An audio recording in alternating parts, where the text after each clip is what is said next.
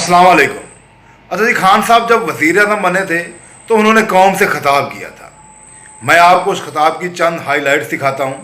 फैसला आपने करना है कि खान साहब अपने मिशन में किस हद तक कामयाब हुए या सिर्फ बातें ही सुनाएं।